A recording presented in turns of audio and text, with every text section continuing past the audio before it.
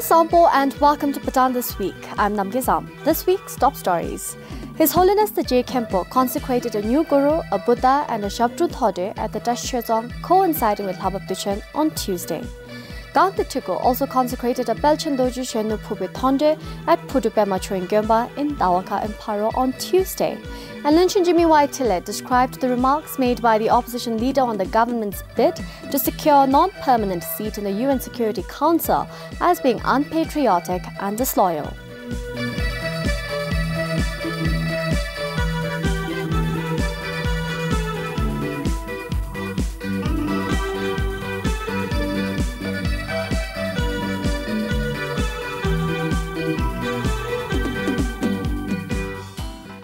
The ambassador-designate of Thailand to Bhutan, Madhura Pochana Itarong, presented her credentials to His Majesty the King on Monday.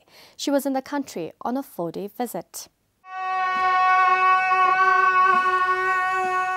The ambassador-designate of Thailand to Bhutan, Ms. Madhura Pochana Itarong, was escorted in a traditional chiptral ceremony at the Tashchezong.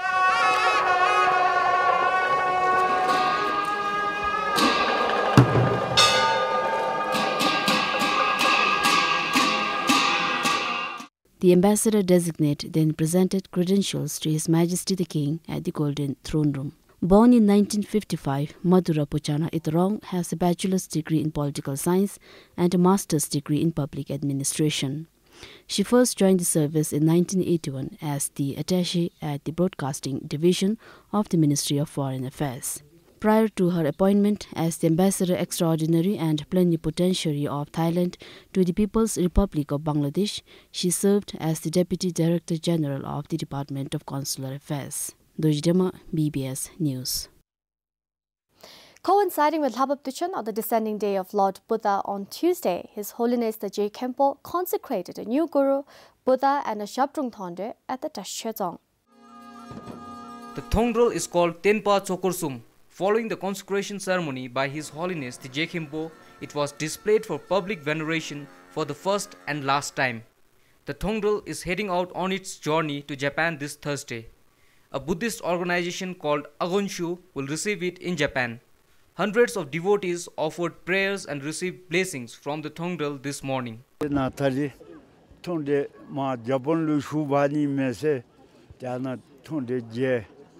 나를 통대기 차오수배 원빈이라 다리때니 다 주라변 다리나 제사인샤 마라시아에 손주비까지 చేస్తు니 나라면 부시 이때 맞아 스님이 토윤이 지 다 다리가더라 달합업티치 맞아 뒤서 개발전들로 때나 존어 통대 냄배보들로 때가더라 대마이마미 히베때 다리다 남스미 님배보들 아니베다 나 암수다 알드선주 키베때 통대게 오미 세션비 카다님이 셈제 탐제가 등엘레트 디와도 덴치스터치라 눈낭 소미 셈 등에미 가 게임 폰스가 디킬레네 추세 Labab Dichin, or the descending day of Lord Buddha, is an auspicious day for the Buddhists.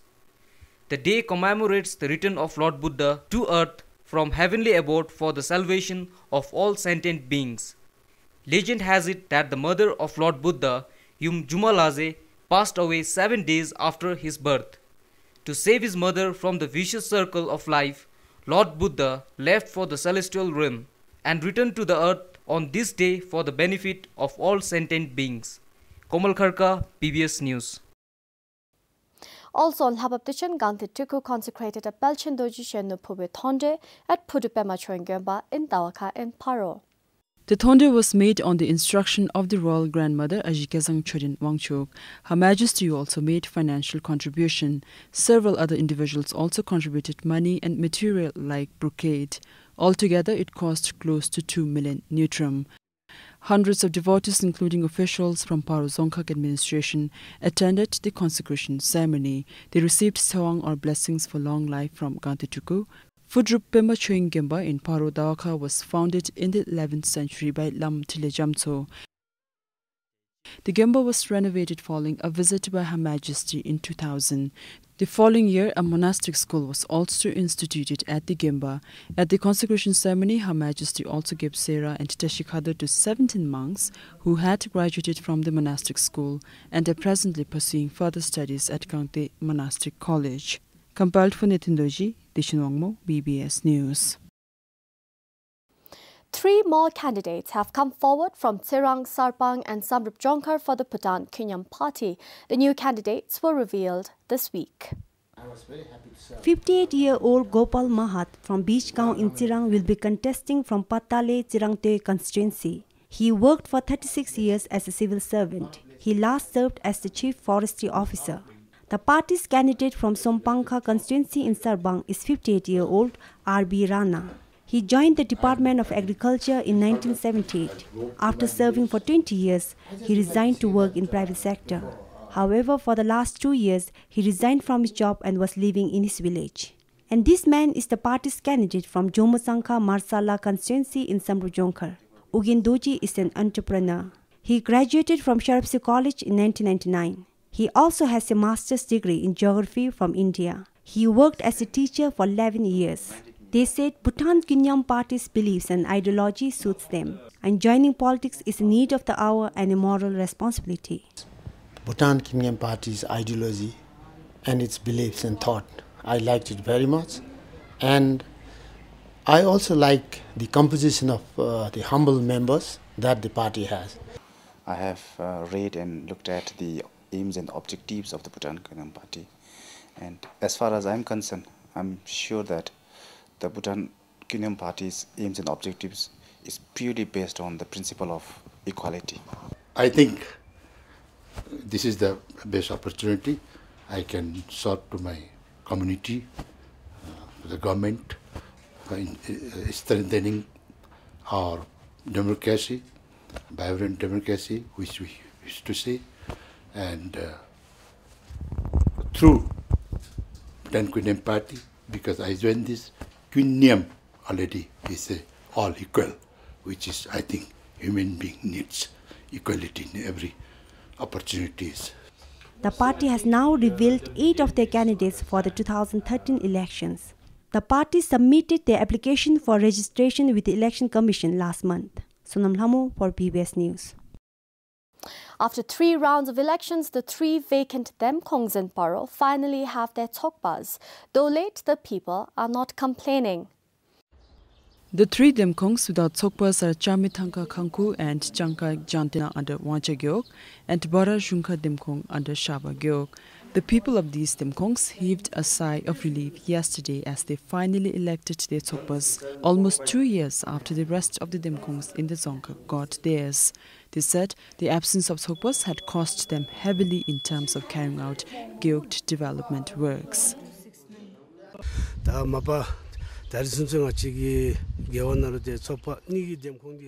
Until now, we had 2 Demkongs under Wangchang Gyok without Tsokpa, and this has caused many inconveniences. It's difficult to carry out any work in Gyoks without Tsokpa. Now that they have Tsokpas, we hope to be able to carry out Gyok development works effectively.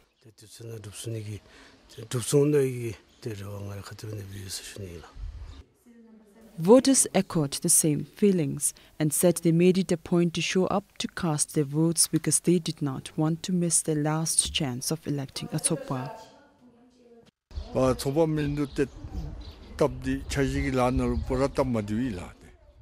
It's almost impossible to carry out development works in Gyok without Tsokpa.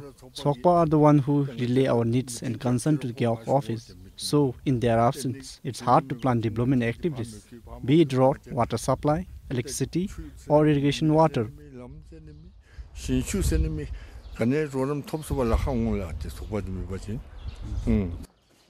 Meanwhile, all 3 Demkongs saw poor voter turnout. Of the 496 eligible voters registered under the Chamithanka Kangku Demkong, only a mere 73 showed up.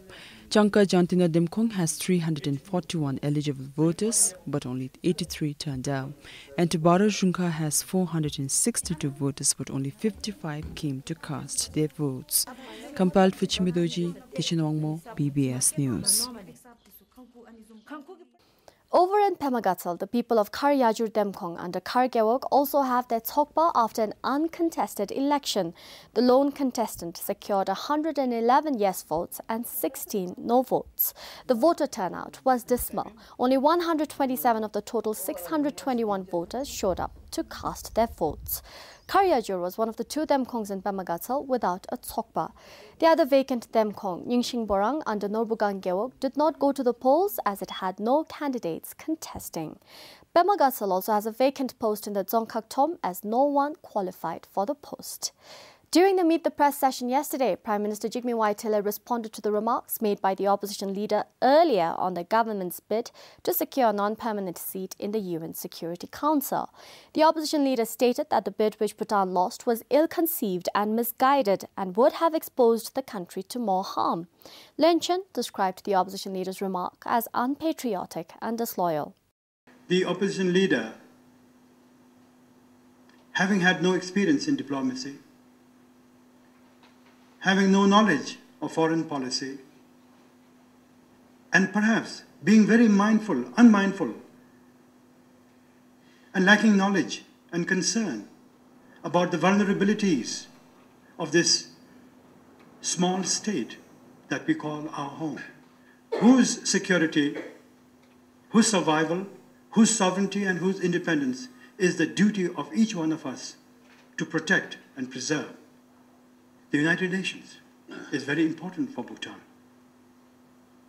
United Nations is supposedly the embodiment of the many values that human society must uphold, should uphold, and the values that Bhutan will always contribute to upholding. Because in upholding those values, Bhutan's survival is ensured.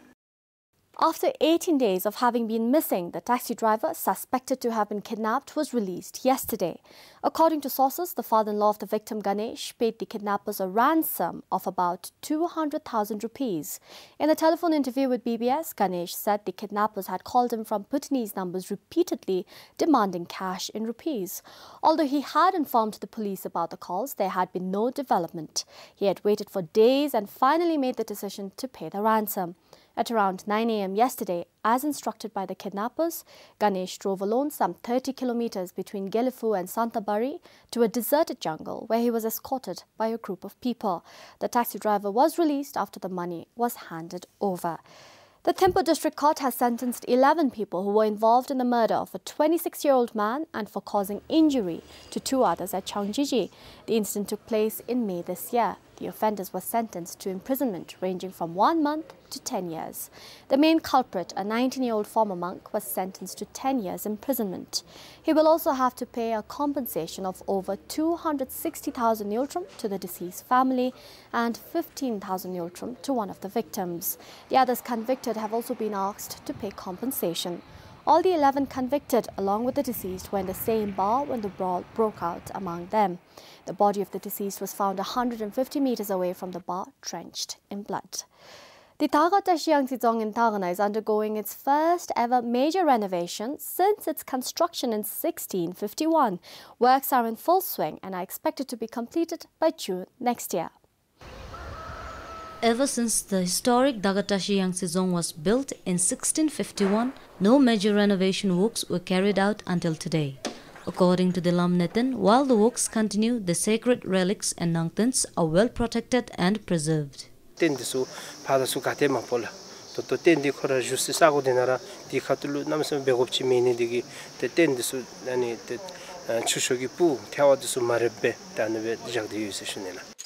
Although shortage of skilled workers is one of the concerns, yet the works are continuing unhindered. The project manager said the zone will be built with the same traditional structure but with modern facilities.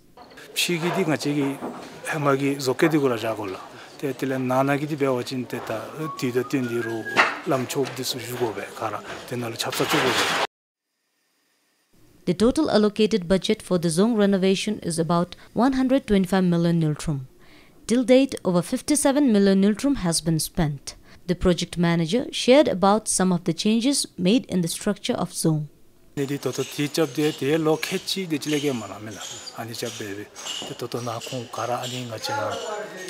मैंने भी चिमजुंबे जब रहने वाला तालो शुमालेंगा चेगी जब दा तो आने की दी आने जुंबे पुलिस आने भी थी आने की दी.